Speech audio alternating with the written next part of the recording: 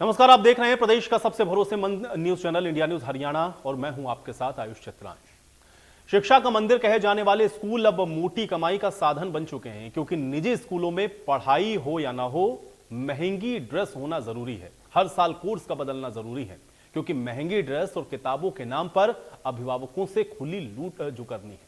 शादी के लिए दूल्हे की ड्रेस भी सस्ती हो सकती है, लेकिन निजी स्कूल के छात्र की ड्रेस सस्ती नहीं है। सोनीपत में एक स्कूल का नाम बदलते ही ड्रेस के दाम बढ़ाकर 13,000 कर दिए गए हैं। कोर्स की फीस कई गुना बढ़ाकर 14,000 कर दी गई, और इसके बदले में छात्रों को क्या मिला है? सिर्फ सत्यम से ऑर्चिड हुआ है स्कूल का नाम। फरीदाबाद में तो स्कूल प्रबंधक ने सुनार से ही सेटिंग कर ली और उससे ही बुक सेलर बना दिया।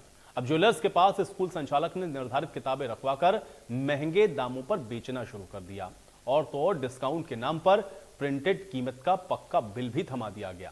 ऐसा लग रहा है कि अब निजी स्कूल संचालक हर साल अच्छी शिक्षा के लिए नहीं, बल्कि अभिभावकों से मोटी रकम को कैसे ऐंठा जाए, इसकी प्लानिंग करते हैं। ड्रेस और कोर्स अपडेशन के नाम पर अपनी जेब कैसे भरी जाए, इसका नया तरीका खोजते हैं। पढ़ाई का क्या है, वो तो पूरे साल होती रहेगी, लेकिन कमाई का जो जरिया है वो बंद नहीं होना चाहिए।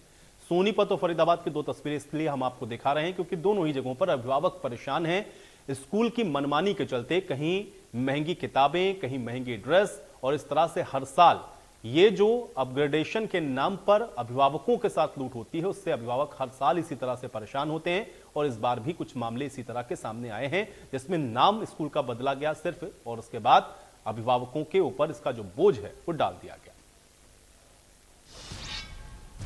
मेरा बच्चा जो है पिछले साल इस स्कूल का नाम था सत्यम मॉडर्न पब्लिक स्कूल, और अब इस साल यहाँ पे इनका नाम, जैसे कि आप देख रहे हैं कि इंटरनेशनल पब्लिक स्कूल हो गया है। और यहाँ पे अभी इन्होंने क्या किया सर, अभी जो है ये हमारे को फीस बताई इन्होंने, लास्ट डेट होती है सर 2300 रुपये, और अब वो हमारे ले रहे हैं 3600 रुपये का।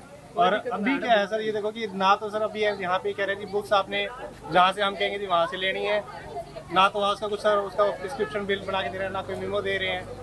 स्कूल ऑर्किड बनने के बाद इन लोगों ने फीस जो है बच्चों की इतनी बढ़ा दी है, और एक स्कूल और बुक्स जो है बाहर से ना लेके इन्होंने अपनी खुद की बुक्स बना रखी हैं, जिसको हम ना तो ले पा रहे। इनका रेट इतना हाई कर रखा है जिसकी कोई हद नहीं है। अब आप सेकंड क्लास की बुक्स का जो इन्होंने हमारे को प्राइस दिया है, कम से कम 13,000 रुपये की बुक्स हैं, और 13 साढ़े 13,000 रुपये की ही यूनिफॉर्म है। अब एक बात बताइए, 134 का बच्चा चलो आपके पास फी पे नहीं कर रहा और चीज़ें नहीं कर रहा है, लेकिन उसके बाद भी इन्होंने बुक्स की और ड्रेस के इतने ज़्यादा चार्जेस बढ़ा दिए हैं। आप एक बताओ, हम कैसे अफोर्ड करेंगे इस चीज़ को? उसके बाद ना उसको इंस्टॉलमेंट में कर रहे हैं, ना उसको 2 टाइम में कर रहे हैं। अगर हम ऐसे ही उस चीज़ को पे कर सकते होते तो हम 134 का फॉर्म ही क्यों भरते? फिर हम किस लिए आते? हमारे डिपार्टमेंट के अकॉर्डिंग ये सत्यम मॉडर्न स्कूल ही है। हमारे पास नाम चेंज करने का विद्यालय की तरफ से प्रस्ताव आया है, और उस पर विभागीय कार्रवाई की भी जा रही है। और दूसरा, जहाँ तक फीस स्ट्रक्चर का हिसाब है, तो फीस स्ट्रक्चर में हर प्राइवेट स्कूल जो फॉर्म 6 के अंदर मेंशन करेगा, डिपार्टमेंट ने बिल्कुल नए 158 रूल के अकॉर्डिंग पूरा एक डिटेल प्रोफॉर्मा तैयार किया, जिसमें कंपोजिट फीस स्ट्रक्चर भी है सारा। उसी के अंदर जो उन्होंने प्रोपोज्ड फीस स्ट्रक्चर शो किया है, हर स्कूल उसके अकॉर्डिंग ही लेगा। अगर कोई स्कूल फॉर्म 6 में जो भी उसने फीस स्ट्रक्चर अपना मेंशन किया, अगर उससे अधिक अगर फीस की वसूली करता है, तो उसके खिलाफ कार्रवाई अमल में लाई जाएगी। दूसरा, डिपार्टमेंट ने 158 रूल में बिल्कुल अमेंडमेंट करके ये क्लियरली प्रावधान है कि कोई भी स्कूल किसी भी बच्चे को या पेरेंट्स को कंपेल नहीं कर सकता कि वो किसी भी पर्टिकुलर शॉप से बुक्स ले या कोई भी यूनिफॉर्म ले। तो अगर कोई स्कूल इन नियमों का उल्लंघन करता है, तो हरियाणा जो शिक्षा नियमावली 2003 में दिए गए प्रावधान के अनुसार उसके खिलाफ कार्यवाही अमल में लाई जाएगी। समस्या है, बिल नहीं दे रहे हैं, पक्की बिल बुक को। किताबें कहाँ बिकी जा रही हैं? सुनार की दुकान पे। सुनार की दुकान बिकी जा रही है। अच्छा, जब आपने बिल मांगा तो बिल दिया इन लोगों ने? नहीं दिया। क्या कहा? बोले पक्की बिल नहीं है। पक्की बिल नहीं है? नहीं। महंगी किताबें खरीद रहे हैं आप? हाँ, महंगी खरीद। कितनी महंगी है दुकान और मार्केट से कितनी महंगी खरीद रहे हैं? अब प्रिंट रेट दे रहे हैं 2200 के दिए पहले का कॉपी छोड़ के, कॉपी अलग से। कल मैंने यहाँ से बुक खरीदी थी, ये सुनार की दुकान पे बुक बिच रही है, तो स्कूल वालों ने इन्हें वो दे रखा है, अपने परसेंटेज के हिसाब से बात कर रखी है इन्होंने। प्रिंट रेट पे बिल्कुल भी 1% डिस्काउंट नहीं है। बुक बहुत पतली पतली है, प्रिंट रेट उन पे ज़्यादा है, और प्रिंट रेट पे ही किताब दे रहे हैं, 1% डिस्काउंट नहीं दे रहे, और ओरिजिनल बिल देने से साफ मना कर रहे हैं। ओरिजिनल बिल किसी को भी नहीं दिया। हमारी तरफ से देखो, जैसे ही किसी स्कूल से हमें शिकायत प्राप्त होती है तो हम बीओ को भी करते हैं और हम अपनी टीम भी बनाएंगे। अगर हमें ऐसे मिलेंगे तो फिर हम उनकी मान्यता रद्द करने के लिए लिखेंगे डायरेक्टरेट को। नियम तो यही है कि ऐसे बेच नहीं सकते स्कूल प्रीमिसेस में, और ऐसे भी जो भी एनसीईआरटी किताबें हैं वही हैं, बच्चा कहीं से भी ले। ये नहीं है कि जूते वर्दी सब हम अपना स्कूल में ही बेचेंगे, अलाउड नहीं है ऐसे। नहीं, अब हमने अपनी बीओ की ड्यूटी लगाई है, आज ही लेटर साइन किया है कि ऐसे नहीं कर सकते, और अगर हमें किसी का मिलेगा ऐसे चेकिंग में तो हम उसका फिर लिख देंगे लेटर। उधर फरीदाबाद में भी स्कूलों की मनमानी से अभिभावक किस कदर परेशान हैं, आइए इससे जुड़ी एक रिपोर्ट आपको दिखाते हैं। संचालक और बुक सेलर के बीच गठजोड़ रुकने का नाम नहीं ले रहा है और नामी गिरामी स्कूल अपनी एक निर्धारित दुकान पर ही बुक्स बिकवा रहे हैं और उसके पीछे एक बड़ा नेक्सस काम कर रहा है। हमारे साथ में 2 पेरेंट्स हैं, उनकी बच्चों की मदर हैं, उनसे बात कर लेते हैं क्योंकि ये भी इस से प्रभावित हुई हैं। बात करेंगे आपसे। आपका नाम क्या है? नाम है मेरा एकता जी। आपके बच्चे किस स्कूल में पढ़ते हैं? मेरा बेटा 8th में है और वो प्राइवेट स्कूल में पढ़ता है। प्राइवेट स्कूल में पढ़ता है। क्या दिक्कतें आई हैं इस बार? चूँकि हर बार यही रहता है कि स्कूल संचालक और बुक सेलर के बीच में गठजोड़ होता है। सर, सबसे बड़ा तो एनसीईआरटी को ये लोग प्रोवाइड नहीं करते हैं, जो कि एक मेन है। हर कोई किसी की पॉकेट अलाउ नहीं करती है कि वो एक प्राइवेट पब्लिकेशन ले। प्राइवेट पब्लिकेशन की बुक्स मीन्स कि आपकी पॉकेट पे एक्स्ट्रा लोड, और वो बुक्स बहुत कॉस्टली होती हैं, सोचना पड़ता है। और हर साल एडिशन चेंज होता है तो हर साल लगता है कि फिर एक एक्स्ट्रा बैगेज हो गया। अगर आपका बड़ा बच्चा पढ़ रहा है तो वो छोटा उसको दोबारा नहीं पढ़ सकता। अच्छा, आप ही बता रहे हैं आपके 8th में आपका बच्चा है, कितने की बुक खरीदी है आपने? सर, टोटल अगर एवरेज से मानो तो प्राइवेट पब्लिकेशन की 35-3600 की आई हैं और एनसीईआरटी की 450 की आई हैं। मतलब दोनों उन्होंने लगा रखी हैं, प्राइवेट पब्लिकेशन प्लस एनसीईआरटी। आपसे जानना चाहेंगे, आपके बच्चे भी निजी स्कूल में पढ़ते हैं? हाँ जी, प्राइवेट स्कूल में। आपके साथ क्या हुआ है? बुक्स का जो एनसीईआरटी से पढ़ाया जा सकता है तो बेटर है कि एनसीईआरटी से ही पढ़ाया जाए, और जो एक्स्ट्रा पब्लिशर्स हैं हर कोई अफोर्ड नहीं कर सकता है और उनकी जो स्टडीज़ लेवल है वो भी काफ़ी हाई रहता है। तो ये थोड़ा सा स्कूल वालों को इसके बारे में सोचना चाहिए। हाँ बिल्कुल। देखिए, एक चीज़ जो सामने है, क्योंकि स्कूल संचालकों का पेरेंट्स पर भी दबाव होता है कि उनका नाम ना लिया जाए, और क्योंकि बच्चे की पढ़ाई का मसला है। लेकिन लगता है आपको कि जो एनसीईआरटी से पढ़ाया जा सकता है वो एक्स्ट्रा बुक्स की ज़रूरत नहीं होनी चाहिए थी? अगर पढ़ाया जा सकता है तो बेस्ट है एनसीईआरटी बुक्स। मतलब एक आर्थिक तौर पर पेरेंट्स को झेलना पड़ता है कि महंगी किताब। बिल्कुल, प्रेशर तो रहता ही है। बिल्कुल। देखिए, ये दोनों मदर हैं, अपने अपने बच्चे एक निजी स्कूल और नामी ग्रामीण स्कूल में पढ़ा रही हैं। हालांकि स्कूल का नाम नहीं लेना चाहती हैं, लेकिन इनके साथ भी यही हुआ है कि एक निर्धारित जगह पर इन्हें बुक्स खरीदनी पड़ी और डबल चार्ज देने पड़े। एक तरफ एनसीईआरटी की बुक भी खरीदनी पड़ी और स्कूल की तरफ से जो सपोर्टिंग बुक्स जिनको कहा जाता है वो लगाई गई, वो भी उन्हें अलग से पैसे देकर खरीदने पड़े हैं। फरीदाबाद से देवेंद्र कौशिक, इंडिया न्यूज़। तो सोनीपत की आपने ये रिपोर्ट देखी, फरीदाबाद की रिपोर्ट आपने देखी, लेकिन सवाल सिर्फ सोनीपत और फरीदाबाद का नहीं है। निजी स्कूलों की मनमानी इसी तरह से जारी है और इसको लेकर के अब शिक्षा मंत्री कंवरपाल गुर्जर ने ये कहा कि अभिभावक अगर शिकायत करेंगे तो इस पर कार्रवाई जरूर की जाएगी। देखिए, हमने तो एनसीईआरटी की पुस्तकों के लिए सब पे आदेश कर रखा है, लेकिन कुछ स्कूल हैं, ये सच्चाई है कि कुछ स्कूल हैं जो इस प्रकार से करते हैं। लेकिन मैं समझता हूँ ज़्यादातर अभिभावकों की उसमें सहमति सी होती है, क्योंकि अभिभावक हमारे पास कोई कंप्लेंट लेके आते नहीं है। हाँ, कुछ एनजीओ हैं जो इस प्रकार के कंप्लेंट लेके आते हैं, तो अगर कोई लेके आते हैं तो उसकी जांच कराते हैं। स्कूल की नहीं, इस प्रकार की तो हैं। कई बार इस प्रकार की शिकायतें हमारे पास आती हैं कि वर्दी भी वहीं से मिलती है जहाँ से वो निश्चित करते हैं, और पुस्तकें भी वहीं से मिलती हैं। इस टाइप की पुस्तकें लगाते हैं, थोड़ी महंगी भी होती हैं। लेकिन कोई भी चीज़ पे कार्रवाई तो तभी होगी जब कोई कंप्लेंट करेगा। अगर कंप्लेंट नहीं करेगा तब तो आप जांच नहीं करा सकते ना जी। जांच तो तभी कराओगे, हमें क्या पता। लेकिन ये सच्चाई है कि इस प्रकार का होता है कि हमारी तरफ से तो एनसीईआरटी की है, वो तो एक ही तरीके की पुस्तकें हैं, लेकिन जो प्राइवेट हैं वो थोड़ा उससे अलग किस्म की पुस्तकें भी साथ लगाते हैं। और मैं समझता हूँ कि अब अभिभावक उसमें कोई कंप्लेंट आती नहीं, कम आते हैं, बहुत ही कम आते हैं। ये भी अगर कोई कंप्लेंट भी आती है तो ये एनजीओ वगैरह ही आते हैं, लेकिन अभिभावक सीधे सीधे कंप्लेंट लेके नहीं आते, बहुत कम है सर। कोई नकली एनसीईआरटी की किताबें मिली, अगर ऐसी होगी तो कार्रवाई करेगी।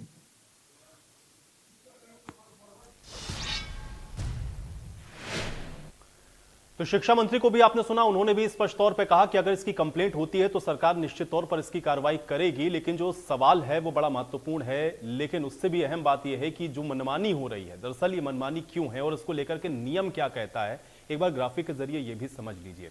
ये नियम आपको ग्राफिक के जरिए बता देते हैं कि क्या है फीस बढ़ाने को लेकर के। जैसे पहले फॉर्म 6 जमा करना जरूरी होता है फीस बढ़ाने से पहले। खंड शिक्षा अधिकारी कार्यालय में इस फॉर्म को जमा करवाना अनिवार्य है। हर साल सत्र आरंभ होने से पहले ये जो फॉर्म है वो जमा करवाना पड़ता है, ये नियम कहता है। इसके अलावा फॉर्म 6 में ये बताना होता है कि आप कितनी फीस बढ़ाने वाले हैं, ये भी जरूरी है। इसके अलावा हर साल 10 से 15% तक ही जो फीस है वो स्कूल बढ़ा सकते हैं, लेकिन बावजूद इसके आप देख रहे हैं कि जो अभिभावक हैं वो परेशान हैं क्योंकि फीस मनमाने तौर पर बढ़ी है। अब आज की बड़ी बहस के कुछ सवाल हैं, उस पर नजर डालते हैं, उसके बाद आज की सहम चर्चा की शुरुआत करेंगे। सवाल आज की बड़ी बहस का यही है कि महंगी ड्रेस और किताबों के नाम पर आखिर ये जो खुली लूट हो रही है ये कब तक होती रहेगी, क्योंकि परेशान अभिभावक हो रहे हैं। दूसरा सवाल ये है कि अभिभावकों पर हर साल नई किताब लेने का दबाव आखिर क्यों बनाया जाता है। तीसरा सवाल यह है कि निजी स्कूलों में हर साल सिलेबस का अपडेट करना आखिर कितना जरूरी है, आज ये भी समझेंगे। और चौथा सवाल यह है कि क्या महंगी किताब या ड्रेस से जो शिक्षा की गुणवत्ता है वो सुधर जाएगी, ये भी बहुत अहम है, क्योंकि मेन फोकस स्कूलों का ये होना चाहिए कि क्वालिटी एजुकेशन कैसे हो, लेकिन उसके नाम पर अगर इस तरीके से मनमानी हो रही है तो इस पर चर्चा जरूरी है। आज कुछ मेहमान मेरे साथ जुड़े हैं, पहले उनका परिचय आपके साथ करवाते हैं। रमन मलिक जी हमारे साथ जुड़ रहे हैं, भारतीय जनता पार्टी के प्रवक्ता हैं। रमन मलिक जी, स्वागत आपका इस चर्चा में। बजरंग दास गर्ग जी हमारे साथ जुड़ रहे हैं, कांग्रेस पार्टी के प्रवक्ता हैं। बजरंग दास गर्ग जी, आपका भी स्वागत। रजवंत डहीनवाल जी हमारे साथ जुड़ रहे हैं, इंडियन नेशनल लोकदल के प्रवक्ता हैं। रजवंत डहीनवाल जी, आपका भी स्वागत। कैलाश शर्मा हमारे साथ जुड़े हुए हैं, प्रदेश महासचिव हैं अभिभावक एकता मंच के। कैलाश शर्मा जी, आपका भी स्वागत। और राम अवतार शर्मा हमारे साथ जुड़े हुए हैं, प्रधान है प्राइवेट स्कूल एसोसिएशन के। राम अवतार शर्मा जी, आपका भी स्वागत है। राम अवतार शर्मा जी, आपसे चर्चा की शुरुआत करेंगे। ये जो हम लोग देख रहे हैं तस्वीरें, हालांकि हर साल इसी तरह से बहुत सारे अभिभावक इस तरह की कंप्लेंट्स करते हैं जब एडमिशंस हो रहे होते हैं, क्योंकि हर साल या तो सिलेबस अपडेट या फीस की बढ़ोतरी या ड्रेस के नाम पर। इसके पीछे का कारण क्या है, आप जरा बताएं कि क्या ये इतना जरूरी है कि अभिभावकों के ऊपर ये जो बोझ है वो डाला जाता है?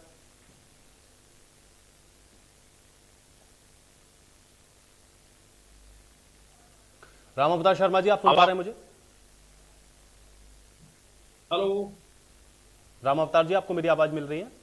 जी जी जी जी, आ रही है आपकी आवाज। मेरा सवाल आपसे ही है कि ये जो फीस बढ़ती है हर साल, या जो ड्रेस के नाम पर या जो सिलेबस के नाम पर, ये कितना जरूरी है और इसका दबाव बार बार अभिभावकों के ऊपर क्यों रहता है, इसको जरा बताएं, जस्टिफाई करें राम अवतार शर्मा जी।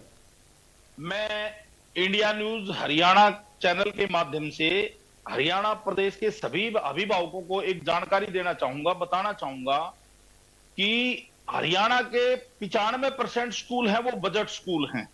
95% हरियाणा प्रदेश में बजट स्कूल हैं जिनमें थोड़ी सी फीस होती है, और इसमें उसमें 31 जनवरी से पहले फॉर्म 6 भर के देना होता है। उसमें प्रावधान है कि स्कूल 5% फीस बढ़ा सकता है। फॉर्म 6 में जो प्रावधान है, जो फार्मूला है हरियाणा सरकार का एजुकेशन डिपार्टमेंट का, उसमें 5% फीस बढ़ा सकता है हर साल। उसके बाद उस फॉर्म 6 के साथ एक इंडेक्स दे रखा है जिसमें हर साल महंगाई, वो आप 3%, 4%, 5%, ज्यादा से ज्यादा 5% जो महंगाई होती है, हर साल बढ़ती है महंगाई, उसके हिसाब से फीस बढ़ा सकते हैं। तो टोटल मिला के, कुल मिला के 10% से ज्यादा हरियाणा के प्राइवेट स्कूल फीस नहीं बढ़ा सकते और बढ़ाते भी नहीं है। ये मैं आपके चैनल के माध्यम से कहना चाहता हूं। कोई स्कूल इस प्रकार का काम करता है तो वो हरियाणा में जो ये बजट स्कूल है उनमें से वो स्कूल नहीं है। ये स्कूल कारपोरेट के स्कूल होंगे या कोई फ्रेंचाइजी के स्कूल होंगे, उनकी ये प्राइवेट स्कूल एसोसिएशन हरियाणा इसकी निंदा करती है। नहीं राम अवतार शर्मा जी, लेकिन आप निंदा तो कर रहे हैं, लेकिन जिन स्कूलों की हम लोग जिक्र यहां पर कर रहे हैं वो हैं तो निजी ही स्कूल। मुझे ये बताइए कि आपने कहा फीस नहीं बढ़ा सकते, चलिए फीस वाला क्राइटेरिया मैं आपका मान भी लेता हूं, लेकिन सवाल यह है कि फिर आप ड्रेस के नाम पर या सिलेबस के नाम पर, किताब के नाम पर या और मदों में भी जो आप अभिभावक के ऊपर बोझ डालते हैं वो अल्टीमेटली तो पे अभिभावक को ही करना है। देखो, ड्रेस की जहां तक बात है, ड्रेस तो प्राइवेट स्कूलों में नहीं, सरकारी स्कूलों में भी लगी हुई है। और ड्रेस लगाने का एक ही कारण होता है कि बच्चों में हीन भावना ना आए, सभी बच्चे एक प्रकार एक जैसे दिखे, सुंदर दिखे, और किसी भी बच्चे में हीन भावना ना आए। और ड्रेस बदलना हर साल कोई स्कूल ड्रेस नहीं बदलता। मैं हरियाणा के 95% स्कूल जो बता रहा हूं बजट स्कूल, उनमें ड्रेस कम से कम 4 साल 5 साल 6 साल में वो ड्रेस बदली जाती है। एक आप मेरे को उदाहरण दे दें बजट स्कूल में किसी स्कूल ने हर साल ड्रेस बदली हो, तो ये मैं दावे के साथ कह सकता हूं आपके चैनल के माध्यम से कि हरियाणा प्रदेश में जो 90। चलिए, आप कह रहे हैं बजट स्कूल, आपने उसमें भी दो कैटेगरी कर दी कि एक बजट स्कूल है और एक ऐसे स्कूल हैं जो बड़े एलीट क्लास के हैं। मैं इसका समझता हूं कैलाश जी, क्या यही स्थिति है कि बजट स्कूल तो भाई ऐसा नहीं करते, इसलिए 95% तो अलग हो गए, बाकी के जो 5% है उनकी हम निंदा कर देते हैं कि भाई वो ऐसा नहीं करना चाहिए, वो गलत बात है। कैलाश जी देखिए, सर्वप्रथम तो मैं आपके माध्यम से शिक्षा मंत्री जी का बयान आपने अभी सुनवाया, और शिक्षा मंत्री जी ने ये तो माना कि प्राइवेट स्कूल मनमानी करते हैं, किताब बदलते हैं, एनसीईआरटी किताबें लगाते, लेकिन उन्होंने ये बार बार कई बार कहा कि एनजीओ तो शिकायत करते हैं लेकिन अभिभावक शिकायत नहीं करते। मैं शिक्षा मंत्री से कहना चाहता हूं कि इतना दबाव, इतना हरासमेंट, इतना डर प्राइवेट स्कूल वालों ने डाल रखा है पेरेंट्स के ऊपर, वो खुद के नहीं आते, लेकिन उनके बिहाफ पे अगर कोई एनजीओ आता है या मंच आता है या संगठन मुख्यमंत्री शिक्षा मंत्री को अगर उनकी मनमानी की सबूत के साथ शिकायत करता है, तो क्या शिक्षा मंत्री उस पर संज्ञान नहीं लेंगे? मैं उनकी जानकारी में लाना चाहता हूं कि हरियाणा अभिभावक एकता मंच ने मार्च में ही शिक्षा मंत्री मुख्यमंत्री को उनके मेल पर व्हाट्सएप करके बताया गया कि सभी स्कूलों ने फॉर्म 6 बार बार डेट बदलने के बाद भी नहीं भरा है। और ये जो बार बार कह रहे हैं कि फॉर्म 6 पर जो भर दिया जाता है उससे ज्यादा फीस नहीं बढ़ाते, तो क्या सरकार ने फॉर्म 6 एक लाइसेंस दे रखा है स्कूल वालों को कि आप जो भी कुछ बढ़ा दोगे वो मान्य होगा? हम तो इसको नहीं मानते ना। अगर फॉर्म 6 मांगा गया है, उसमें कुछ लिखा गया है, तो उसमें तुलना देखी जाती है कि इस बार आपकी कितनी फीस है, आगे कितना बढ़ाना चाहते हैं, तो शिक्षा निदेशक को जांच करनी चाहिए। और कुछ भी लिख दे और वही फीस बढ़ा दे तो उनको लाइसेंस मिल गया। तो फॉर्म 6 की बात ये जो कह रहे हैं बार बार, ये हमें इसका हम विरोध करते हैं। फॉर्म 6 में जो लिखा है उसकी जांच होनी चाहिए कि ठीक बढ़ाए कि नहीं बढ़ाए। दूसरी बात, ये जो फॉर्म 6 जिन्होंने जमा ही नहीं कराया वो फीस पर नहीं बढ़ा सकते, तो इसकी भी जांच होनी चाहिए। 22 मार्च लास्ट डेट थी। मैं शिक्षा मंत्री जी से आपके माध्यम से कहना चाहता हूँ कि प्राइवेट स्कूल नवंबर, दिसंबर, जनवरी, फरवरी में ही नए एडमिशन कर लेते हैं, तो उसके बाद फॉर्म 6 मांगना तो क्या औचित्य रह जाता है? उन्होंने पहले ही बड़ी हुई फीस ले ली है। तो ये दूसरी बात ये है कि अगर ये फीस 5-10% बढ़ाते हैं तो उसमें ये लिखा हुआ है कि अगर आपने तनख्वाह भी बढ़ाई है क्या टीचर्स की, अगर टीचर की तनख्वाह बढ़ाई है तभी आप फीस बढ़ाएं। ये 2-3 बातें शिक्षा मंत्री नहीं ठीक है, लेकिन एक चीज मैं यहाँ समझना चाह रहा हूँ, मुझे ये बताइए कैलाश जी कि क्या जो 95% स्कूल की बात यहाँ पर राम अवतार शर्मा जी ने कही कि भाई वो बजट स्कूल हैं, वो ऐसा नहीं करते हैं, वो इतना दबाव नहीं डालते हैं, वो जो नियम है या जो फॉर्म 6 की वो बता रहे हैं कि भाई 10% से ज्यादा तो हम करते ही नहीं है, वो मैक्सिमम है, क्या ये 95 को हम इससे अलग कर दें? केवल 5% स्कूल ऐसे या सब स्कूल शामिल है इसके अंदर? ये राम अवतार जी हर डिबेट में अपनी बजट की बात करके दिशा को भरमा देते हैं। इस हरियाणा में सीबीएसई के करीब 400-500 का काम तो आप करते हैं, कोई आप ये जो संगठन की बात करते हैं, मैंने आपकी डिबेट में कुछ बोला नहीं, मैंने आपकी डिबेट में नहीं, हाँ ठीक बात है। राम अवतार जी सुन लीजिए, बात को सुनिए कैलाश जी की। कैलाश जी, मैं ये कह रहा हूँ कि राम अवतार जी ये तो मानते हैं कि चलो 90% खराब अच्छा काम कर रहे हैं, नहीं बढ़ा रहे, तो ये खुल के क्यों नहीं बोलते जो 5-10% है उसके खिलाफ सरकार कार्रवाई करे? ये खुल के क्यों नहीं बोलते? लेकिन जब भी कोई बात होती है तो ये 5%, 10%, 90% जितने भी प्राइवेट स्कूल सब एक हो जाते हैं। उस समय इनको क्यों साथ देते हैं? जो बड़े जो ब्रांडेड स्कूल है उनका साथ नहीं देना चाहिए। हम इस बात पे नहीं पढ़ना चाहिए, स्कूल चाहे वो छोटा हो या बड़ा हो, उसको नियमों का पालन करना चाहिए। शिक्षा नीति में जो प्रावधान बनाया गया उसका पालन करना चाहिए। सरकार ने कई बार शिक्षा निदेशक ने 4 बार ये लेटर निकाला है कि सरकारी प्राइवेट स्कूलों में एनसीईआरटी की किताबें लगनी चाहिए। उसके अलावा प्राइवेट प्रकाशक, अब हमने जिला शिक्षा अधिकारी फरीदाबाद से बात की कि आप जो है कार्रवाई क्यों नहीं करें, कह रहे सबूत लाओ। हमने कहा मैडम स्कूलों में जाओ, सबूत बच्चों के बस्तों में रखा हुआ है, उनमें प्राइवेट प्रकाशक किताबें मिलेंगी और सबूत तुम्हें क्या चाहिए, लेकिन वो नहीं अपनी पर्सनल पेरेंट्स को आना चाहिए। अब पेरेंट्स को नहीं, लेकिन मुझे एक बात समझ में नहीं आ रही कैलाश जी, मुझे बताइए, अभिभावक एकता मंच के आप प्रदेश महासचिव हैं, अगर अभिभावकों में एकता होगी तो स्कूल आप पर दबाव कैसे डालेगा? भाई स्कूल भी तो आप लोगों की वजह से ही चल रहे हैं ना। अगर स्टूडेंट्स नहीं होंगे या आप एकत्रित होंगे तो ऐसा नहीं है कि कोई मनमानी करते रहेंगे और आपकी बात को सुना नहीं जाएगा। ये कंप्लेंट क्यों नहीं करते आप लोग सारे लोग जाके एक साथ? कंप्लेंट भाई मैंने आपको अभी बताया शुरू में, मार्च में ही शिक्षा मंत्री और मुख्यमंत्री जो fees end fund regulatory committee बना रखी है, जिसको शॉर्ट में एफएफआरसी बोलते हैं, उसका चेयरमैन मंडल कमिश्नर है। उसको इसीलिए बनाया गया है कि कोई मनमानी की शिकायत। हमने मार्च से लेकर अब तक 4 चिट्ठियां एफएफआरसी को लिखी सबूत के साथ। उस किताबों को भी लगाया जो 300 रुपए की, 400 रुपए की, 500 रुपए की बेची जा रही है। सबूत दे दिया, सब कुछ दे दिया, लेकिन वो तो कहते हैं कि हमें सबूत और क्या सबूत चाहिए। तो आप ये कह रहे हैं कि सरकार इस पर कार्रवाई कर नहीं रही, आपका ये स्टैंड है? कर नहीं है, ये डरते हैं, इनके पास चंदा है, इस रैली में बस आती है। अच्छा ठीक है, अब आप कह रहे हैं कि ये जो निजी स्कूल वाले हैं इनसे सरकार की साठगांठ है, इनको चंदा जाता है? साठगांठ नहीं है, डरते हैं स्कूल में जियो। नहीं, बहुत गंभीर आरोप आपने लगाया, मैं इसका जवाब लेता हूँ। रमन मलिक जी हमारे साथ है। नहीं, बहुत गंभीर आरोप है आपका, आरोप बहुत गंभीर है। रमन मलिक जी, रमन मलिक जी शिकायत कर रहे हैं अभिभावक एकता मंच वाले कि हम तो जाते हैं, सरकार को हमने रिटर्न में भी दिया है, आपके अधिकारियों को भी दिया है, लेकिन आप लोग सुनते नहीं है क्योंकि आप लोग शायद निजी स्कूल के दबाव में है। जवाब दीजिए रमन मलिक जी। जी, दबाव में किसी के भी नहीं है। और मैं खुद एक चीज बता दूं कि मेरे बच्चे भी स्कूल में और 6वीं और 5वीं, 7वीं और 5वीं में है। तो ये जो समस्या जो आप बोल रहे हैं ये सिर्फ लिमिटेड नहीं है, ये अनलिमिटेड समस्या है। और इसके अंदर सबसे इम्पोर्टेंट चीज जो है वो सरकार की कमी नहीं है, ये जो एग्जीक्यूटिव है आज के समय में उसको थोड़ा सा सख्त होना पड़ेगा, क्योंकि एग्जीक्यूटिव जो है वो पूरा इंफॉर्मेशन जो है वो कंसर्न्ड मिनिस्ट्री में मिनिस्टर तक रिपोर्ट बना के नहीं देता। और मेरे को ऐसा लगता है कि औचक एक क्वेरी जो शिक्षा मंत्री हैं, और इसमें ये पॉलिटिक्स की बात नहीं है, ये बात बजरंग दास जी के घर में भी, रिश्तेदारी में भी बच्चे होंगे जो इस समय स्कूल जा रहे होंगे।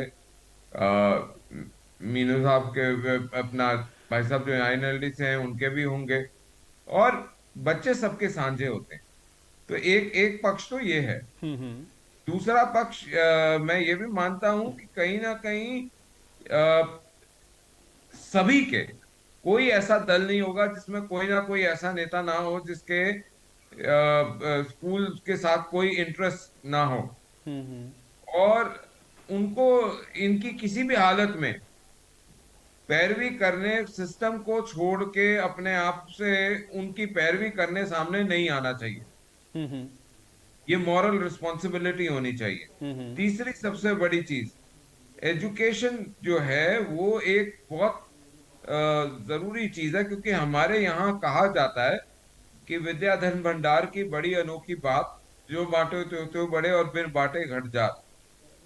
तो ये जो विद्या का धन है इसको बांटना जरूरी है, क्योंकि अगर इसको हम बांटेंगे नहीं तो प्रदेश की तरक्की के अंदर हम नहीं, लेकिन कैसे होगा रमन मलिक जी? फिर मैं यही तो समझना चाह रहा हूं। देखिए, आप तो सरकार, आपकी तो सरकार है प्रदेश के अंदर, आप भारतीय जनता पार्टी के प्रवक्ता हैं। मुझे ये बताइए कि अगर आप ये कह रहे हैं कि हम सबकी मॉरल रिस्पॉन्सिबिलिटी भी है, तो फिर कलेक्टिव तौर पर इसका सोल्यूशन क्यों नहीं निकाल पाए आप लोग? अगर ये सबके साथ हो रहा है तो इसके सोल्यूशन को आप लोग कैसे निकालेंगे, या क्या है सोल्यूशन इसका? देखिए, पर होता क्या है कि सरकार ने जो मानक बनाए हुए हैं उन मानकों के हिसाब से फॉर्म सबमिट कर दिए जाते हैं, लेकिन उसमें वाया मीडिया ढूंढ के उसमें एडिशनल चीजें डाल दी जाती हैं।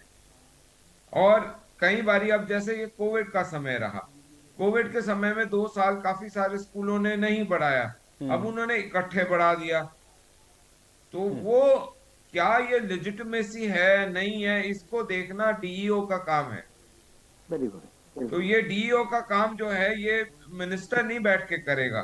तीसरी इंपॉर्टेंट चीज है, ये मेरे को ऐसा लगता है कि अक्रॉस पार्टी लाइन, चाहे वो INLD है, कांग्रेस है, या हम लोग हैं, जहां भी इस प्रकार का कोई चीज सामने आती है हमको सार्वजनिक लेकिन जो लोग अधिकारी भी हमारे हैं, को अधिकारियों इस को भी चीज तो में निर्देशित सबूत जो आप ही है लोग शिक्षा करेंगे ना। मंत्री अगर के आपके पास अधिकारी भेजने काम नहीं चाहिए। कर रहे हैं तो भी सवाल आप लोगों के ऊपर ही उठेगा कि भाई जिस अधिकारी को आपने बिठाया है, जिसकी ये जिम्मेदारी है कि वो उसको देखे, अगर सर, वही इस सरकारी तरीके से अफसर, नहीं सुनिए देख रहा एक मिनट, है मैं तो आप लोगों को जवाब एक्शन आपको लेना दे चाहिए देता फिर। हूं। और ये बड़ा बड़ा बेपाक सर है, सरकारी अफसर हमारे समाज में से ही, सबके में से आता है, कोई घरों में से ही होगा, बजरंग दास की वही, मेरे भी, सबके घरों में से होंगे। दूसरी चीज सर, ये जो सबसे बड़ी बात आती है, आपने जो उठाई है ना, उसका जवाब दे दूं कि आज के समय के अंदर आप पॉलिटिशियन को उठा के बाहर फेंक सकते हो, सरकारी अफसर को नहीं फेंक सकते। वो स्थायी सरकार है, हम अस्थायी हैं। कितना भी गलत काम करे आपसे पूछ रहा हूँ, क्या वो नहीं तो कितना फिर भी तो गलत ये काम माना करे? जाएगा ना रमन मलिक जी कि भाई दिल्ली, फिर मैं तो ये मान लेता हूँ फिर ब्यूरोक्रेसी पूरी तरीके से मैं ये मान लूं कि बेलगाम हो गई है, क्योंकि भाई लगाम तो आप खींचेंगे ना उसकी। ब्यूरोक्रेसी की लगाम, कभी जो सिस्टम बना हुआ है, ब्यूरोक्रेसी की लगाम पिछले 50 साल में कहां पे खींची है, ये बताइए। तो आपने तो हाथ खड़े कर दिए, इसका मतलब रमन मलिक जी हम कि नहीं इसका खड़े कर सोल्यूशन रहे क्या हैं, है? लेकिन इस फैक्ट को सत्ता भी में अगर इग्नोर आप हैं नहीं तो कम से करना कम आपसे चाहिए। उम्मीद तो करी जाएगी ना कि आप इसका सोल्यूशन दें कुछ। आएगा भी, सही सोल्यूशन आ रहा है। कैसे आएगा, वही तो मैं पूछ रहा हूँ आपसे। सोल्यूशन भी बहुत जल्दी सामने ला रहे कैसे हैं। रमन मलिक जी, कैसे? मैं यही तो जानना चाह रहा हूँ, कैसे आएगा solution? सारी बातें टीवी के ऊपर नहीं होती ना। चलिए ठीक है, अब आप ये कह रहे हैं सारी बातें टीवी पर नहीं होती हैं, सोल्यूशन भी हम ला रहे हैं, फिर आप कह रहे हैं ब्यूरोक्रेसी भी अब हम उसको खींच के नहीं रख सकते, वो हमेशा रहेंगे, वो परमानेंट है। इस तरह की बातों को आप कहेंगे तो जनता को आप भरोसा कैसे दिलाएंगे कि आप इसका सोल्यूशन निकाल रहे हैं? देखिए, वास्तविकता जनता को बतानी जरूरी है और उसके उपरांत उसका सोल्यूशन देना भी जरूरी है, ताकि जनता को ये पता लगे कि किस भवंडर से किश्ती को खींच के निकाल रहे हैं। चलिए ठीक है, गर्ग साहब। आयुष जी,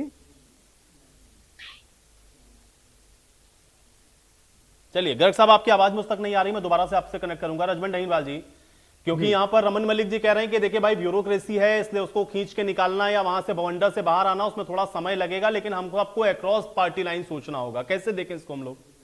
देखिए, सबसे पहले तो आयुष जी, कई बार हम राजनीति से परे हट के अगर हम बात कर रहे हैं तो आज मैं हमारे बड़े भाई रमन मलिक को बधाई देना चाहूंगा कि उन्होंने ना जो जेन्युइन बात को जेन्युइन कहा है। कई बार क्या होता है कि पार्टी लाइन के साथ साथ चले जाते हैं और वो गलत बात को भी सही साबित करने का प्रयास करते हैं। आज उन्होंने बिल्कुल सही ये कहा है कि जो निजी स्कूलों की जो मनमानी है वो एक हद होती है, उस हद को पार कर चुके हैं और हर साल ये समस्याएं पैदा होती है। तो इसलिए मैं इनकी बेबाकी के लिए इनको धन्यवाद भी करना चाहूंगा।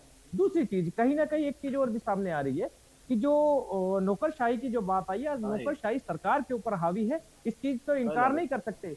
और ये तभी संभव हो सकता है जब सरकार मजबूत हो। मजबूत सरकार का मतलब हम ये मान सकते हैं कि जब अगर सरकार पर अधिकारियों का नियंत्रण नहीं है, सरकार अपने अधिकारियों को नियंत्रण में नहीं कर सकती, तो हम उससे उम्मीद नहीं कर सकते कि वो किसी भी प्रकार से जनता को राहत देने का काम करेंगे। लेकिन फिर भी हम आप जो बार बार एक चीज कह रहे हैं कि समाधान इसका क्या है, तो हम समाधान की ही बात करें तो ज्यादा बेहतर रहेगा। समाधान यही है कि हमारी मजबूरी क्यों है कि हम निजी स्कूलों में अपने बच्चों को भेज रहे हैं। हमारी मजबूरी यही है ना कि सरकारी स्कूलों का अगर इंफ्रास्ट्रक्चर अगर बेहतर होता, कि हमें कोई ऑप्शन मिले, अगर वहां पर टीचर्स हो, वहां पर अच्छी बिल्डिंग हो, हमारे बच्चों को क्वालिटी एजुकेशन अगर मिले, तो कोई भी आदमी नहीं जाना चाहेगा निजी स्कूलों में। आज मजबूरी बस हमें निजी स्कूलों की ओर मुख करना पड़ रहा है। और ठीक इसी प्रकार से जो बजरंग जी ने, अपने जो मलिक जी ने जो बोला है, वो यही कहा है कि आज हमारी मजबूरियां हैं, लेकिन उस मजबूरी से बाहर निकालने का काम हमें सरकार ही तो करेगी ना। आज अगर सरकार भर्ती अगर टाइम पे करे, अगर जो स्कूलों में जो टीचर्स नहीं है उसकी कमी भी हम सोचते हैं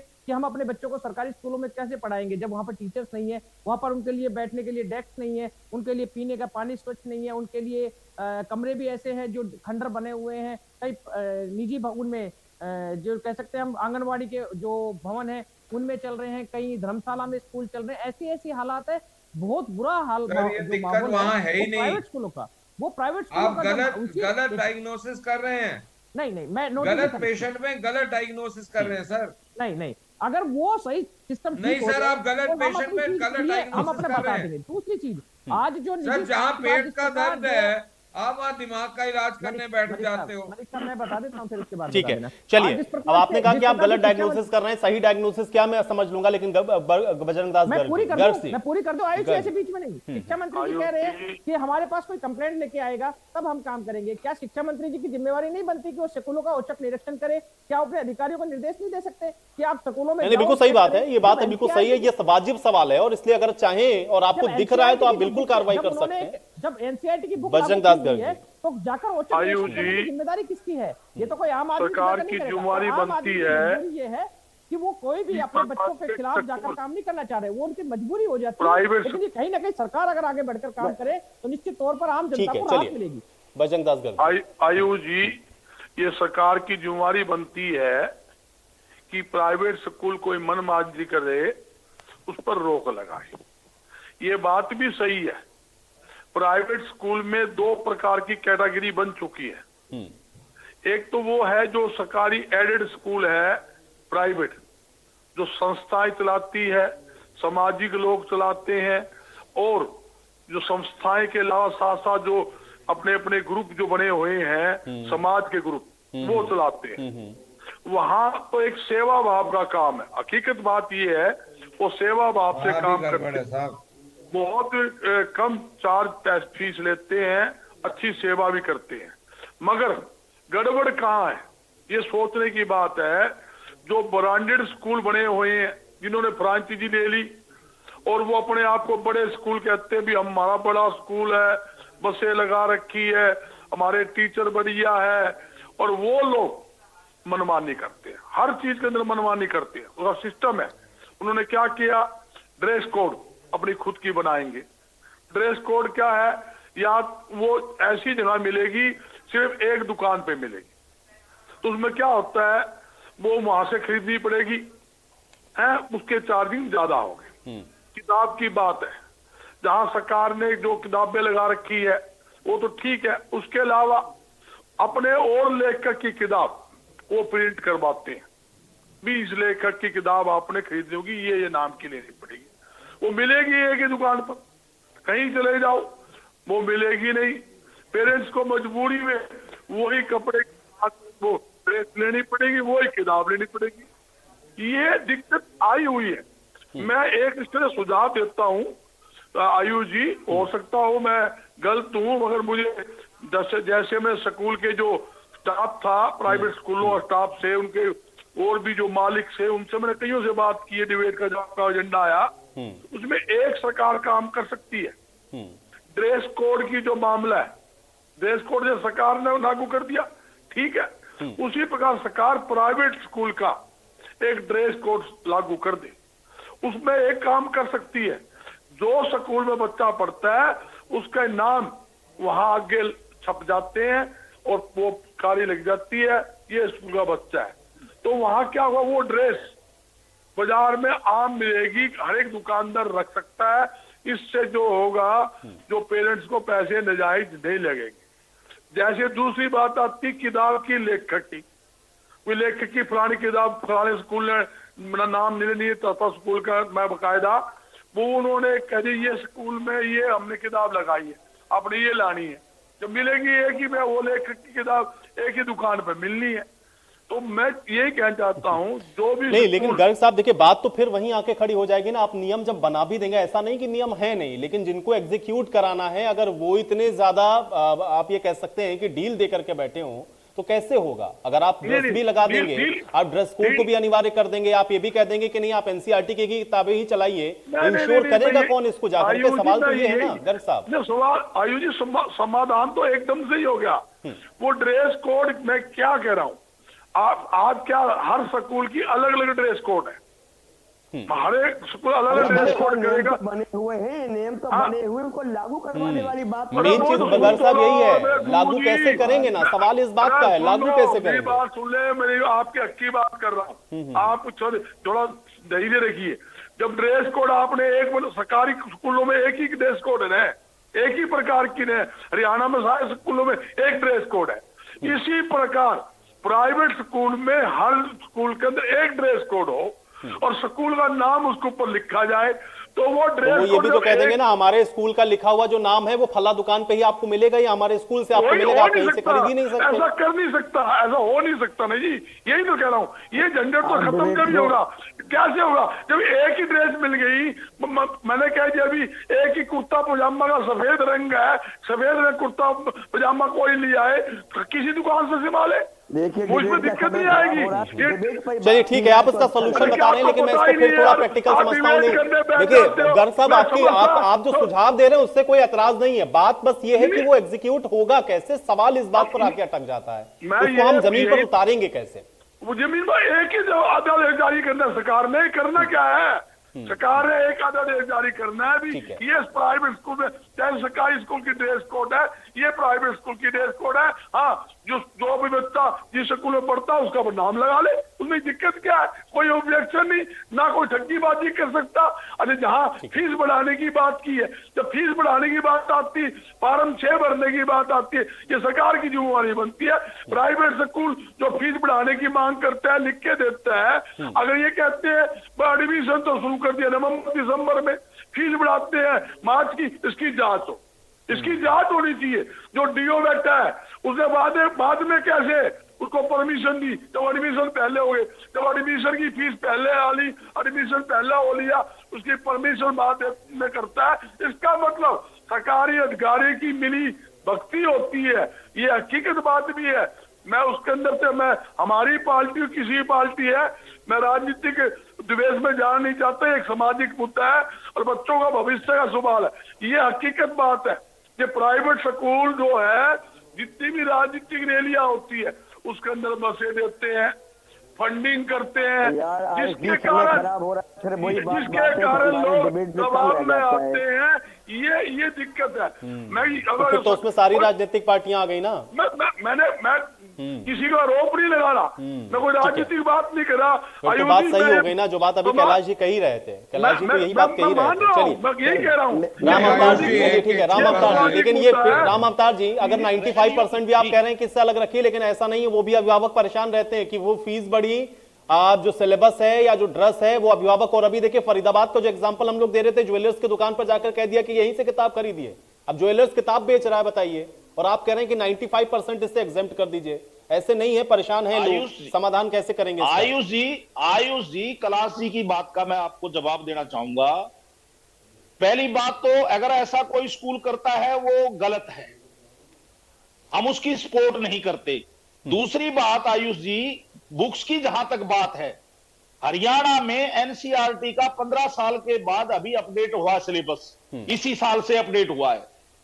हरियाणा के मोस्टली स्कूलों में एनसीईआरटी की बुक्स लगी हुई हैं। पिछले दिनों किसी एनजीओ ने कंप्लेंट करी थी, तो भिवानी जिले के स्कूलों को चेक किया गया था, सभी स्कूलों में एनसीईआरटी की बुक्स लगी हुई हैं। जो प्राइवेट पब्लिशर की बुकों की जो बात है उसमें 3-4 सब्जेक्ट हैं, जैसे फाइन आर्ट है, कैलाश जी मैं आपके पास आऊंगा, लेकिन पहले भी राम अवतार जी की बात आ जाए। राम अवतार जी, ड्राइंग है, जीके है, ईवीएस है, ये जो बुक्स हैं ये एनसीईआरटी में है ही नहीं। और पेरेंट्स डिमांड करता है कि हमारा बच्चा जीके भी पढ़े, हमारा बच्चा आर्ट एंड क्राफ्ट भी देखे, हमारा बच्चा ड्राइंग भी बनाए और हमारा बच्चा ईवीएस भी पढ़े।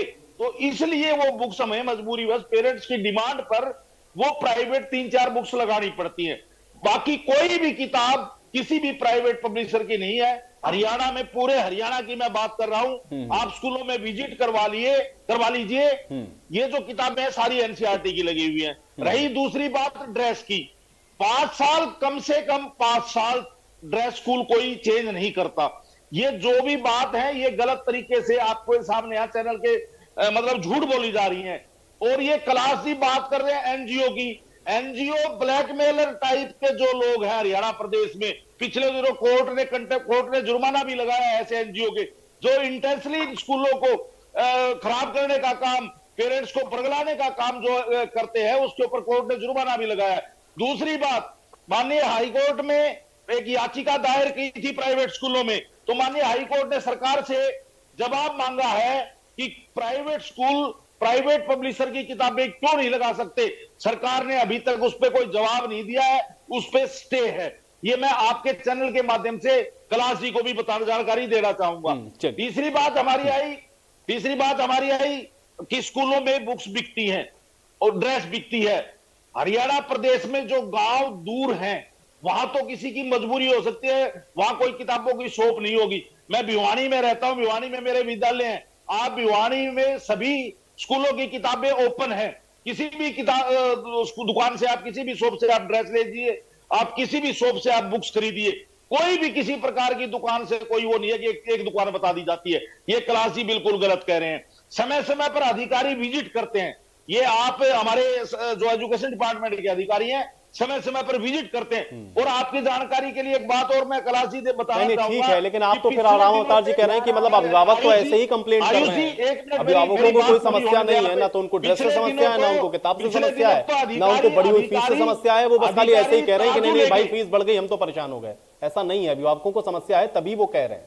कैलाश जी देखिए, राम अवतार जी भाजपा के शिक्षा सेल के संयोजक रहे हैं और कई बार डिबेट में कह चुके हैं कि हमने राजनीतिक तंगचंदा भाजपा को कई बार दिए। इनकी बातों पर मैं सीरियसली नहीं लेता कि ये क्या बोल रहे हैं। बहुत गलत बात आप करते हैं, हर डिबेट में आप गलत बात करते हैं, ये आरोप लगा रहे हैं आप। आपको आपने खुद ही लगाया इस तरह की नहीं करनी चाहिए।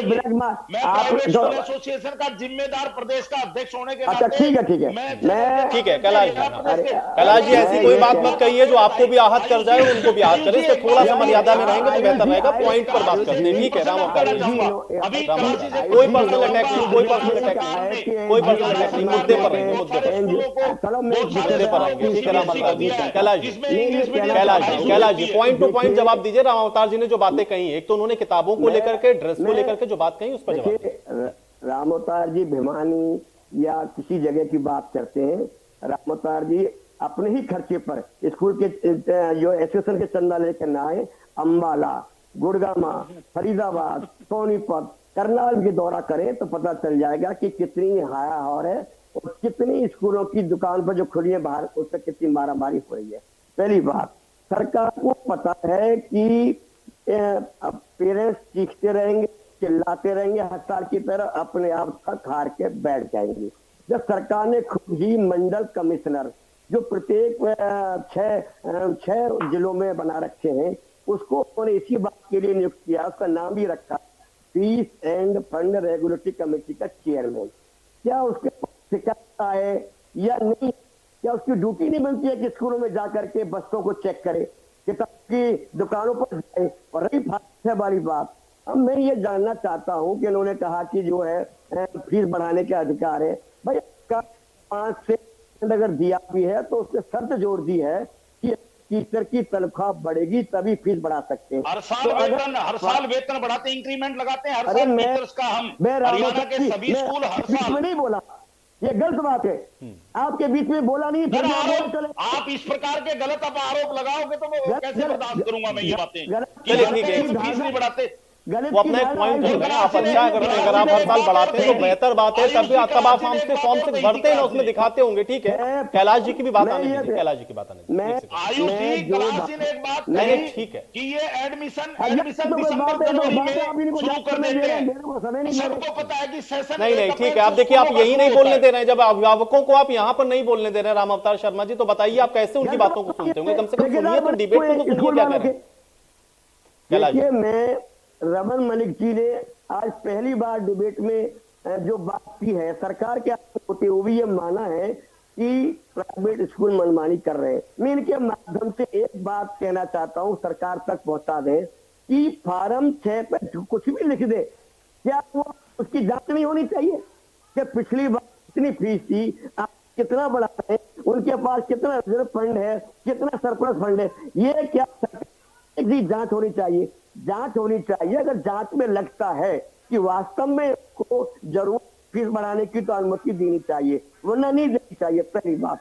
जब एक बात कहना चाहता हूँ कि 22 मार्च को उन्होंने फाइल मांगा, तो जिन स्कूलों ने नवंबर, दिसंबर, जनवरी में ही दाखिले करके बड़ी हुई फीस ले ली है, क्या उनके खिलाफ कार्रवाई होनी चाहिए? दूसरी बात, एनसीईआरटी की किताब लगनी चाहिए, ये सुप्रीम कोर्ट ने, हाई कोर्ट ने कहा, सीबीएसई ने कहा, हरियाणा सरकार ने कहा है। नहीं, लेकिन उन्होंने कहा ना कि एनसीईआरटी के अलावा उसमें कुछ ऐसी चीजें हैं जो अब अभिभावक डिमांड करते हैं, तो इसलिए उनको लगानी पड़ती है प्राइवेट पब्लिकेशन की किताब। मोतार जी की बात पढ़ी करता हूँ, क्या 14 पेज की एक किताब 409 रुपए में जायज बैठती है? अगर पेरेंट्स की डिमांड पे या स्कूल वाले लगा रहे हैं 16 पेज की एक किताब 350, 250, 200, उसको मैंने टीवी पर भी दिखा है, कोई उसकी फोटो। मैं ये जानना चाहता हूँ कि ये भगवान से भी नेट देती 16 पेज की किताब को ये 409, 450, 300 रुपए में बेच रहे हैं, और 20 रुपए की बाजार में मिलती है उस स्कूल को लेबल लगा देने पर 80 रुपए में बेच रहे हैं। क्या इस सरकार को दिखाई नहीं दे रहा? डीओ को दिखाई दे रहा? चलिए रमन मलिक जी जवाब देंगे। रमन मलिक जी देखिए, मैं ये स्पष्ट रूप से मानता हूं कि अभिभावकों को और अगर किसी को भी प्रदेश में ये डाउट होता है कि फॉर्म 6 की अनुपालना उचित तरीके से नहीं करी जा रही, तो डीईओ का ऑफिस जो है वो आरटीआई के अंतर्गत आता है। आप अप्लाई करें और उसको एनालाइज करा जाना चाहिए, और उसके बाद आप अपनी जो भी विषय आपको लगता है, आप माननीय जो शिक्षा मंत्री हैं या मुख्यमंत्री कार्यालय है उसमें आप भेजिए, उसके ऊपर जरूर एक्शन होगा। इसमें भी आयुष जी दो चीजों को समझना पड़ेगा। जो हमारे शहर फरीदाबाद, गुड़गांव, पंचकूला जैसे बड़े शहर हैं, इनमें कुछ स्कूल्स हैं जिनकी मंथली फीस जो है वो 8-10 हजार रुपए से लेकर 25,000 रुपए महीने तक भी है। ये बहुत बड़े स्कूल हैं, बड़े बड़े ग्रुप के हैं। इनमें जो पेरेंट्स हैं लगे हुए हैं, जिन्होंने बच्चों को डाला हुआ है, उनको एक अलग तरीके का माइंडसेट है, उनको अलग तरीके की सिस्टम चाहिए। हम उसमें बहुत ज्यादा कुछ आप ये करें कि वो कॉम्प्रोमाइज करेंगे या वो स्कूल से लड़ेंगे, वो नहीं लड़ेंगे। बात आती है मीडियम कैटेगरी के स्कूल्स की, और सर मैं नहीं बोल, अच्छा ठीक है, बोलिए। जो मीडियम कैटेगरी के स्कूल्स हैं उसके अंदर क्या हो रहा है, कैसे हो रहा है, उसको एनालाइज जब तक पेरेंट बॉडी नहीं ठीक तरीके से करेगी, पेरेंट बॉडी ये ना सोचे कि कल को अगर मैं आवाज उठाऊं तो बच्चा मेरे को ना परेशान कर दे स्कूल मैनेजमेंट, क्योंकि पेरेंट रिप्रेजेंटेटिव्स हर स्कूल में होते हैं। उनको ये डर हटना चाहिए कि हमारे बच्चे जो हैं उनके ऊपर स्कूल गलत एक्शन लेगा। अगर लेगा तो आप स्कूल के ऊपर दूसरा केस ठोकिए, उस मैनेजमेंट के खिलाफ भी ठोकिए, प्रिंसिपल के खिलाफ भी ठोकिए। बट अगर ये जो पेरेंट बॉडी है ये जो बनाई इसीलिए गई है स्कूल एडमिनिस्ट्रेशन के अंदर कि वो पेरेंट के राइट्स का ध्यान रखे, अगर आप वही आगे पूरा नहीं कर रहे हैं तो जब हम अपना ही घर ठीक नहीं रख रहे तो दूसरे को इल्जाम क्या लगाएंगे? डाइनवाल जी, ये महत्वपूर्ण प्रश्न है। देखिए, मुझे लगता है कि पेरेंट्स तो यहाँ पर हैं ऑलमोस्ट सारे, आपके घर से भी बच्चे जरूर जाते होंगे कहीं ना कहीं पढ़ने के लिए। समाधान क्या है आप लोगों के हिसाब से, पॉलिटिक्स या पार्टी लाइन से ऊपर उठकर अगर हम लोग सोचे तो? मैं एक चीज बता देता हूँ जी, जो अभी रमन मलिक ने जो बताया है कि स्कूल के ऊपर कार्रवाई करे, अगर कोई पेरेंट्स अगर परेशान है इन चीजों से, तो मैं खुद एक एडवोकेट हूँ, और एडवोकेट होने के नाते मैं आपको इस चीज के लिए बता रहा हूँ कि बहुत से सैकड़ों के मामले, तहत मामले हर साल अलग अलग पेरेंट्स डालते हैं। जो व्यक्ति कोर्ट में रेगुलर आता है, जो पेरेंट्स अगर एक मध्यम वर्गीय परिवार के बारे की बात कर रहे हैं, तो वो कोर्ट में चक्कर काटेगा या अपने बच्चे की पढ़ाई करेगा या अपने उनका परवरिश करेगा, नौकरी करेगा, ड्यूटी करेगा, वो क्या करेगा? मैं बार बार यही तो चीज कहना चाह रहा हूँ कि सरकार इसमें क्यों नहीं अपने जो जिम्मेदारी है उस जिम्मेदारी से बचने का काम क्यों कर रही है? सरकार के ऊपर ही ना। अगर सरकार, मैंने कुछ और बोला, आप उसको बिल्कुल कहीं और ले जा रहे हो जी। मैंने ये आग्रह करा, सुनिए, दो चीजें जी। एक तो जो फॉर्म 6 से रिलेटेड है उसमें पेरेंट बॉडी, क्योंकि इंटरेस्टेड पार्टी है, वो आरटीआई लगा के इंफॉर्मेशन ले, और उसे कहीं पे भी ये लगता है कि इस चीज में यहां पे कमी है, उसकी कंप्लेंट बना के मुख्यमंत्री कार्यालय या एजुकेशन मिनिस्टर के कार्यालय में भेज दे। बाकी सरकार करेगी काम। मलिक साहब, एक मिनट सर, एक मिनट। दूसरी चीज मैंने ये बोली, जो पेरेंट रिप्रेजेंटेटिव्स हैं स्कूल के गवर्निंग बोर्ड में, उन पेरेंट रिप्रेजेंटेटिव को थोड़ा सा बोल्ड और होना पड़ेगा और थोड़ा सा स्ट्रांग होना पड़ेगा, ये कहते हुए कि हमारा काम स्कूल को खुश करना नहीं, हमारा काम बच्चों के राइट्स को, पेरेंट्स के राइट्स को सिक्योर करना है।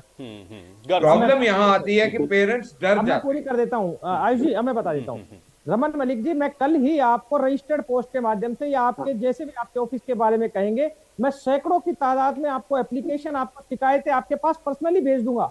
हम भी भेज देंगे जो मुख्यमंत्री को भेजी गई है। तो उसकी वो जिम्मेदारी किसकी है? और भी मैं आपको बताता हूँ, मैं रेवाड़ी जिले से बिलोंग करता हूँ। रेवाड़ी जिले में हर प्रकार, हर जिले की अलग अलग कहानी है। रेवाड़ी जिले में हर बार इस प्रकार के धरने प्रदर्शन लगातार होते रहते हैं। राइट टू एजुकेशन को लेकर हमारे यहाँ पे सामाजिक कार्यकर्ता है, वो बड़ी लड़ाइयां लड़ते हैं, लेकिन उनका कुछ भी नहीं होना जाना। लेकिन कुल मिलाकर के मुझे लगता है डैनियल जी, मोटिव ये होना चाहिए कि हम इसमें समाधान की तरफ कैसे बढ़ेंगे, और मुझे लगता है इस पर ही फोकस रहेंगे तभी समाधान निकलेगा। शुक्रिया समय निकालने के लिए, आप लोगों का चर्चा का हिस्सा बनने के लिए। महत्वपूर्ण प्रश्न यही है कि जो समाधान है वो निकाला कैसे जाएगा, क्योंकि अभिभावक परेशान हैं, जो निजी स्कूल है उनके अपने तर्क हैं, लेकिन इन सब के बीच में रास्ता कैसे निकलता है ये देखना बड़ा महत्वपूर्ण होगा। आज बड़ी बहस में मेरे साथ फिलहाल इतना ही।